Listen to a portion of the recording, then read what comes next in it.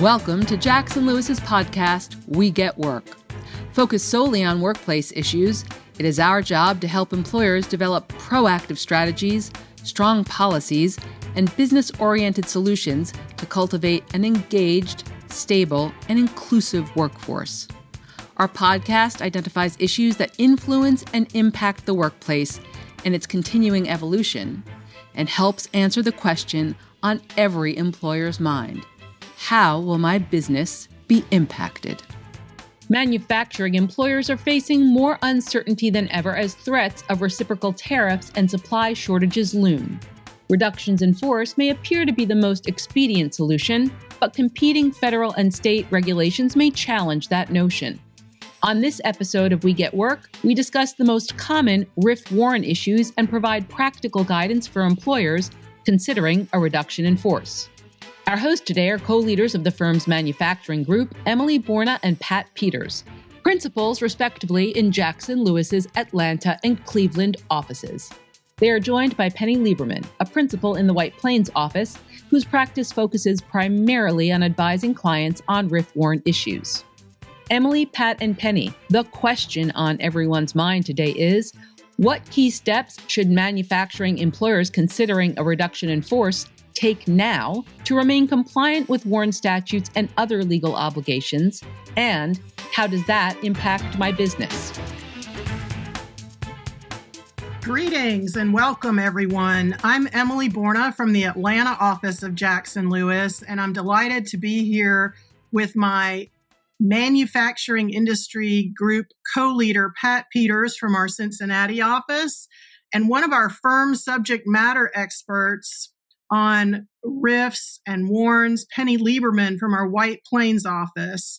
And we thought it would be timely to gather and discuss some important considerations regarding workforce evolutions, particularly contractions like reductions in force and warn, in light of some evolving developments and initiatives that the new Trump 2.0 administration is implementing.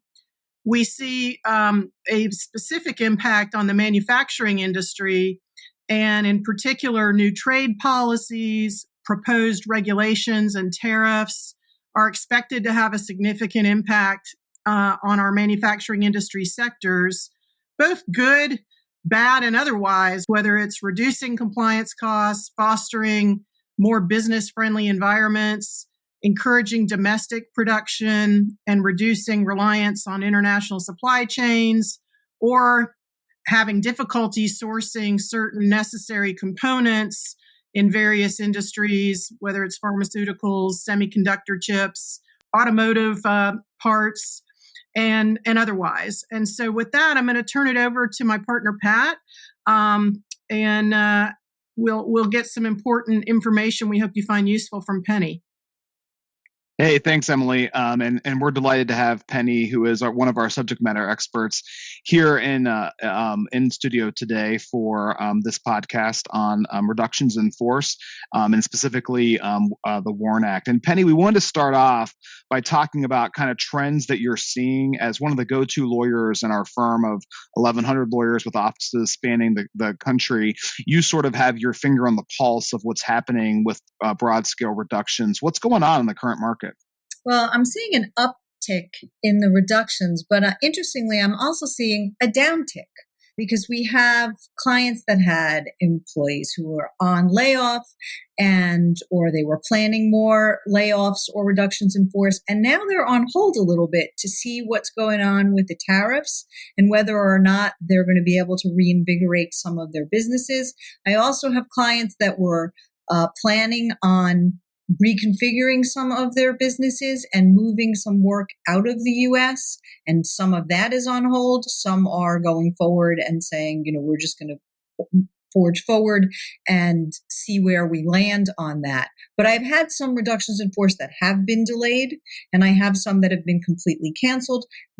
But we also have an issue with raw materials coming into the United States. So I think it's balanced out pretty much. It's still reductions in force, unfortunately, for our economy are still happening. But employers are treading cautiously and trying to plan better. So there's a lot of uncertainty, it sounds like. What and we'll get into the more specifics in terms of RIFs or reductions in force in the WARN Act. But would you agree with me that with this uncertainty now more than ever, planning ahead is most important? Planning ahead is extremely important, particularly since there are not only notifications required under union contracts in unionized environments, but there are federal and state WARN statutes that require an employer to plan. And if they're thinking about saying, oh, we're going to rely on one of the exceptions that those statutes may provide, which would allow us to provide a reduced notice period here, they're almost certain to invite litigation over that. So are we seeing a lot of clients calling with questions about, what if? We see the news that, there may be tariffs from the United States, there may be reciprocal tariffs in Canada. We're getting a lot of our supply chain coming to manufacturing across the northern border or the southern border, which also, as we know, there's been talk of reciprocal tariffs. What are clients doing to get ahead of that? Some clients are just moving forward, but others I have contingency plans. And so I have drafted reduction in force plans and WARN notices based on scenario A and based on scenario B. And we have weekly meetings with many of our clients to see what the status is and what's changed from an operational perspective. Very interesting. And I'll turn it over to Emily to talk to you a little bit about the last time we faced this kind of uncertainty. Emily? Thanks, Pat. Hard to believe that we're now 5 years post-pandemic, but I think the last time we saw maybe this much activity and contractions in the workforce, particularly for the manufacturing industry, was in the wake of the COVID pandemic. And Penny, with that in mind, what kind of lessons have employers and have we learned from furloughs, layoffs, and reductions in force that were effectuated in the wake of the pandemic? Well, Emily, it's pretty interesting because in the pandemic, everybody assumed, 2-3 weeks, everyone will be back to work. And then they found out, unfortunately, that it wasn't for many 2 to 3 weeks. It was more like months and months. And some businesses, unfortunately, did not survive, or some locations within businesses did not survive. So everyone, I think, is more mindful of that, are we just going to, ignore WARN or state warrants, federal or state WARN statutes, and just move ahead and put people out on layoff and assume it's going to be temporary or not? And also, you have insurance carriers who during the pandemic said, okay, we'll send benefits. I'm not so sure the carriers are willing to do that anymore. So we have learned a lot, and we have learned that just putting people on layoffs that you thought were going to be temporary or furloughs that were going to be temporary triggers a whole host of issues, from benefits issues, from labor issues, wage and hour issues, advance notification issues. States that have predictive scheduling require advance notice, at least sometimes a certain amount of pay periods to let people know that they're either going to be furloughed or they're going to be laid off or terminated. So, Penny, it sounds like employers have learned the hard way from the pandemic the importance of workforce flexibility, whether it's more staggered shifts, adaptable workforce strategies, reshoring and nearshoring to consider more reliable supply chains and reduce dependence on some of these global logistics. And what is the biggest takeaway for employers, particularly in the manufacturing industry, in wake of some of these hard-learned lessons?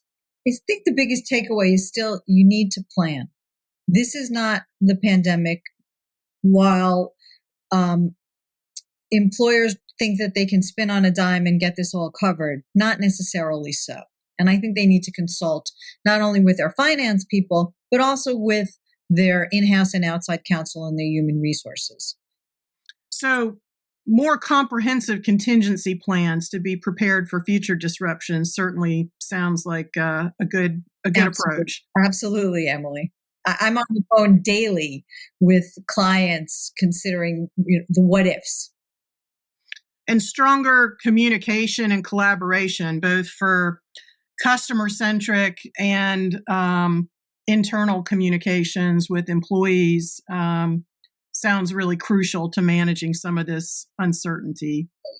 I'm finding more and more now that employers are very concerned with the public perception of what they're going to do, as concerned as they are with employee perception of what's going to be communicated. And I think communication plans are very, very, very important. We work very closely with clients on lawful communications and just coordinating. What are we telling the federal government? What are we telling the local government?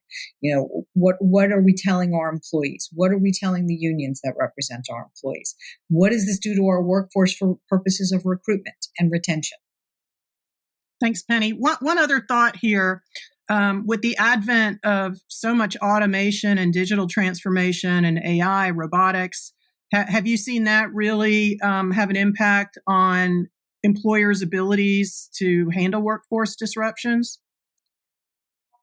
In manufacturing, not so much. And it's interesting because I've had clients who have, had full plans to move to a more robotic workforce, and they're kind of putting that on hold, partially because the components might not be coming from the United States. Interesting. Thanks, Penny. Pat, you've got some questions for Penny about some best practices if it is necessary to implement a reduction in force. Absolutely. So, Penny, one of the things that we often talk to clients about when the contemplating a reduction in force or a RIF is considering alternatives. What are some of those alternatives that you've talked to clients about in connection with planning for a reduction? Well, some of them are wage reductions, assuming you're able to do that, not necessarily so in a collectively bargained scenario, although you can have discussions with the union about that. Some are changing the work hours, elimination of shifts.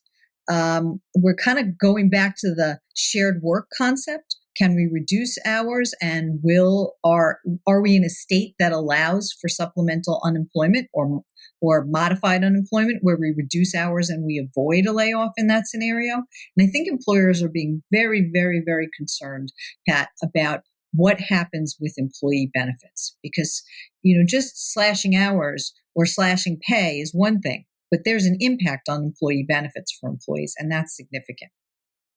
Right. So there's some downstream effects when we're looking at cost cutting that also requires analysis and planning, both in terms of the benefits, as well as you mentioned, various state laws and even some federal laws, wage and hour. And obviously some states are more aggressive in that space than others, right? That's correct. And for example, I won't point out the states, but in particular, there are states that have enforcement mechanisms for their mini WARN statutes. And there are certain states that have really been inactive in that regard. I have seen an uptick in states really reaching out. When they even read about a layoff, they'll reach out to an employer and say, did you provide a WARN notice? If not, why not? Right. And so once an employer has figured out, we've tried to save money, we've maybe ended some temporary contract labor that we had, we've had a shortfall in orders or due to tariffs or for whatever other reason, business is down. Looked at all these opportunities to save money. We need to move forward with the reduction. We've sort of done everything we can do. Primarily, would you agree that drafting and agreeing on the legitimate business interest for that reduction is important? I always tell clients there should be a business case for the underlying reduction, and there should be a business case for each separation that is going to happen, and that it needs to be well documented. And I've had a couple of clients recently who said, we don't have the time to document it right now. And I said, I don't think anything is any different than it's been in the past. You should be documenting all of that as to why people were selected, and you should be coming up with legitimate business-related selection criteria as to why people are being selected for reduction in force. And when you mention documents, do some companies also have a fabric or a framework and policies in place that should be considered when implementing a reduction? Some do. And I think that's something that is important, Pat, and I'm glad that you mentioned it, of taking a look at that and saying, can we live with the policy? What if we have a reduction in force or a layoff policy and it's a written policy in our SOPs or our employee handbook? Can we still live with that? Do we need to modify that? Has the time changed right now so that, we can't comply with it and we don't really want to be in a situation where we say to our employees, oh, too bad we didn't comply with it. So I think it's a policy review that needs to happen as well. And I know most people who have followed the news are aware of the federal government offering voluntary resignation programs for their employees. What about a private employer? Are you familiar with any type of voluntary attrition programs that that can help get us to where we need to be in terms of reduction? Absolutely. And interestingly, even where I've had clients that have said, we're not offering a voluntary program, they've had people come forward and say, can we volunteer? And particularly in surprisingly in the unionized settings, I'm seeing a lot of that as well. Like, okay, you're doing this in accordance with our collective bargaining agreement. It requires reverse seniority. There's a little bit of tweaks somewhere along there of whether the person's qualified for another job, et cetera. And the union's coming forward and saying, you know what? We don't want to live through this again. We had this during the pandemic. We don't want to live through this again.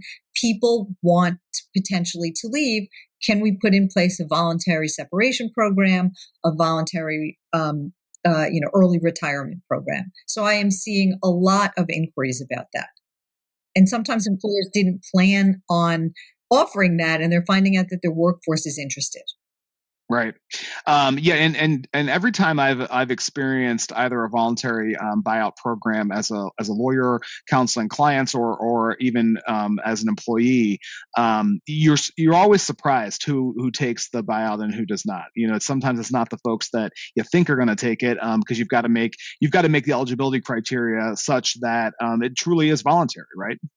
It has to truly be voluntary. And I'm like a stuck record when I talk to clients about this, but I was like, please tell your managers, do not tap somebody on the shoulder and say, I think you should take this. And, my worst fear is that the involuntary list already existed. And then all of a sudden somebody got the idea to have a voluntary separation program. And whoever didn't take the voluntary separation program somehow ends up on the involuntary list after that. Right. And I'm going to turn over to Emily here in a minute, but assuming that we go through with a reduction, we get a release. I'm often still surprised today that folks that have dealt with single employee terminations don't realize the nuance when it comes to a group termination under the Older Worker Benefits Protection Act. Any insight you want to share for our listeners on that? That is something not to be ignored. And I'm seeing more and more challenges under it. And what I'm also seeing is a lot of employers say, we want to save money. We want to do a reduction in force. We're going to dust off something that we had on the shelf and use the separation agreement. And lo and behold, it does not comply with the requirements of the Older Worker Benefit Protection Act. It's a separation agreement that they used 4 years ago for somebody who was under age 40, or even if they were over age 40, they were used not in a group termination program, or the disclosure is wrong, or they rushed to get it. And we're finding that advanced planning is really, really important, but also like stopping and saying, I've got the right documents in place, not just the documentation of the reduction in force. Do I have the right separation agreements? Are they updated? Do they have illegal provisions in them? Are they going to comply with group termination programs for employees who are age 40 or older? Right. And as lawyers, we love when clients call us at 5:00 and tell us that they're doing a group termination the next day, and happy to help. But the best advice would be for clients who think a reduction might be coming to get those documents in order to be ready to go and move forward. So Emily, I'm going to turn over to you now to talk more nuanced into what the WARN Act is and how that might apply to group terminations as well. Thanks, Pat. So the WARN Act, the Worker Adjustment Retraining Notification Act, is a piece of legislation that's been on the books for some time. And, Penny, I was hoping you could review some of the basics with us. When is a WARN Act notice triggered? When is it required for an employer that may be looking at restructuring the workforce and, as a result, having a number of positions eliminated? Sure. So the basic concepts are, if you're an employer who has to worry about the WARN Act, you have 100 employees nationwide throughout the U.S., and I won't go into the nuances of how the 100 are calculated. That just means you need to worry about it. So am I going to have a plant closing or a mass layoff? So what's a plant closing? Permanent or temporary shutdown of a facility or an operating unit within a facility where 50 or more full-time employees suffer employment losses over a 30-day period. The WARN regulations have extended that to a rolling 90-day period of time. The WARN regulations do not define who's a full-time employee, but they say if you're either a full-time or a part-time, they define a part-time employee. So I think a lot of employers get stuck with all of those definitions. Or what also triggers is a mass layoff. A mass layoff is specifically not a plant closing, and it's your run-of-the-mill reduction in force where 50 or more full-time, again, as they satisfy WARN's definition of full-time employees, suffer employment losses in a single site of employment during a rolling 30-day period, which is extended to 90 days, and it's 33% of the active full-time workforce in that facility. It's at least 33%, or 500 employees in a single site of employment being terminated. Okay, that's a lot of math. That's a lot. So an employer really needs to be focused on looking at the impact to its workforce 30 days before the action is taken and 30 days after. Well, let me correct that. It's 90 days after and 90 days forward because our regulations have extended that. So it does require a lot of advanced planning. So the concept of, we're just going to stretch out the layoffs and we're going to stay under the WARN statute is not that easy to satisfy. So if notice is required, how much notice has to be given and to whom, Penny? 60-day advance written notice needs to be provided to the impacted employees, to the state dislocated worker unit, which is usually a division of the Department of Labor in that state, to the chief elected officials of local government, and if the employees are represented by a union, the local and international unions. And those are written notices, and the contents of them are prescribed by the WARN regulations. So we're talking a minimum of 2 months advance planning to get these notices out in time if WARN Act obligations are triggered. Now, what about when there's unforeseeable business circumstances or a company is faltering? Are there some exceptions to those requirements? The federal WARN statute has exceptions that provide an employer with the opportunity to provide fewer than 60 days of notice. It's not no notice, Emily. It's fewer than 60 days of advance written notice. Faltering company exception only applies to an entire plant closing, so it's not going to help an employer who's just simply downsizing their workforce unless they have an entire plant closing, and it will be looked at in a company-wide context. So just because one location isn't doing well does not, and the others are remaining open, does not mean it's available to an employer. The unforeseeable business circumstances is something that came up a lot during the pandemic, and I'm seeing a lot of employers call me about it and want to talk about it.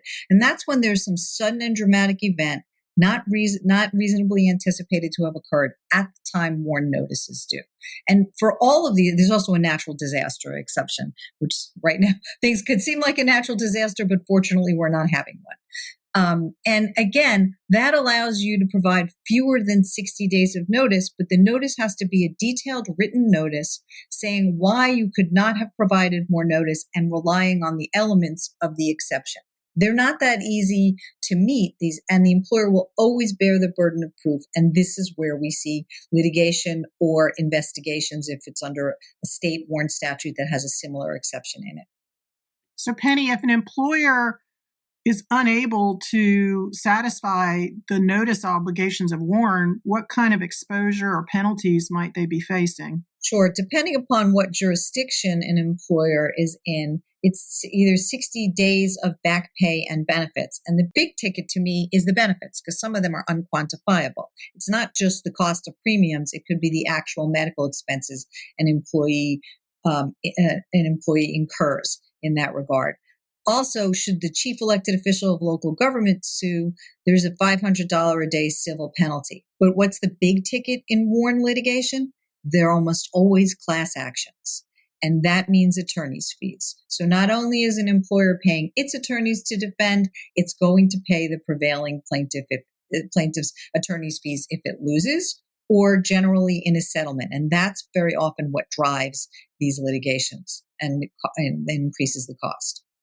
So again, in the wake of the pandemic, Penny, have we seen more developments in terms of the enforcement mechanisms, which seem to be through the judiciary for WARN violations? And also, since the act was promulgated, some new developments. I think it didn't contemplate the realities we see today of some remote workforce issues. So what are you seeing in terms of recent developments in that regard? That's right. I'm seeing, Emily, a lot of class actions, a lot more class actions. And why? WARN was this sleepy statute that I knew about and I advised on for many, many years. But a lot of plaintiffs' lawyers didn't really know about it. I mean, there were some that specialized in it, but many didn't. Well, the pandemic woke everyone up. And so people are aware. Not only lawyers, but employees are aware of WARN notices. They never even heard of them before, and then all of a sudden during the pandemic, they saw them. So I've definitely seen an uptick in litigation with respect to WARN. And are there some mini WARN statutes or state or local WARN equivalents that are even more onerous than the federal obligations? Yes. I used to say that I'm from the great state of New York, where we have a 90-day advance written notice requirement and the thresholds are a lot lower. But welcome to the tri-state area. New Jersey has come in with an even more onerous WARN statute. And I guess we don't want to forget about the country of California. Right. Well, California actually almost tracks the federal statute, and it's not as crazy, but it is a 60-day advance written notice. But what is important about some of these state laws is the triggers can be lower for what results in a WARN notice obligation. And not all states recognize every single exception. And for those, even in the manufacturing industry, who may have some element of a remote workforce, particularly their administrative teams, how are they assigned to a site of employment for the purposes of the WARN Act? So that's interesting. There is something in the federal WARN regulations that talked about this scenario. Really did not anticipate anything other than traveling salespeople and people who drove trucks from depots to depots or worked potentially on oil rigs and moved around. So generally, and there's not a lot of case law on it, and it is evolving. Generally, it's the site from which their work is assigned or into which they report. Now, that becomes difficult when you have different levels of remote workforces. So I work remotely. I report into a manager. My manager works remotely. My manager's manager works remotely. I've actually had clients who say to me, oh, our back office staff is 100% remote. Nobody works in a factory, and they could be all over the country, and they support all of our plants all over the country. So we do a lot of alternative analyses with our clients on where to count people. But I think the concept of, oh, they're remote, so their single site of employment is their living room is never going to fly. Well, thanks, Penny. Pat, what's an employer to do? What can we as lawyers at Jackson Lewis do to help our clients as they try to plan for these changes and pivots in their workforce? Well, Emily, and thank you, Penny, also for all of that valuable insight. But my takeaway from today's discussion is that there are a ton of nuanced issues. The WARN Act being, the one that jumps out because of the technical compliance nature of it. But other things that we've only brushed on, Penny mentioned employee benefits plans. All of those have their own requirements and procedures and number of employees affected that need to be reviewed. I'm thinking about organized sites. You're going to have to negotiate some of these layoffs with the union. So that takes planning and preparation. And then finally, if you've got employees here on that are in an immigration status, that can also be affected, right? If someone loses their employment and they're an H-1B employee or some other type of non-immigrant status, that has ramifications. So these are all issues that employers should consider. And fortunately for them, Jackson Lewis has subject matter experts like Penny who can quarterback and and bring in the even more niche subject matter expertise when needed to advise on all of these issues. So we are seeing it in manufacturing. That's why we thought today's podcast was important and timely, but we're happy to follow up, and we'll be speaking about these issues and much more at our Workplace Horizons event here at the end of April. But absolutely, our firm is ready and willing and able to assist clients who are going through navigating these changes. And I think over the years, many of our excellent subject matter experts like Penny and others, as we've developed task forces for these issues, have put together checklists and templates that we are constantly developing as the laws evolve, which are really helpful as well. Absolutely. Thanks, everyone. Yeah, thanks, Penny. Thanks, Emily. Thank you for joining us on We Get Work. Please tune in to our next program, where we will continue to tell you not only what's legal, but what is effective. We Get Work is available to stream and subscribe on Apple Podcasts, Libsyn, SoundCloud, Spotify, and YouTube. For more information on today's topic, our presenters, and other Jackson Lewis resources, visit jacksonlewis.com. As a reminder, this material is provided for informational purposes only. It is not intended to constitute legal advice, nor does it create a client-lawyer relationship between Jackson Lewis and any recipient.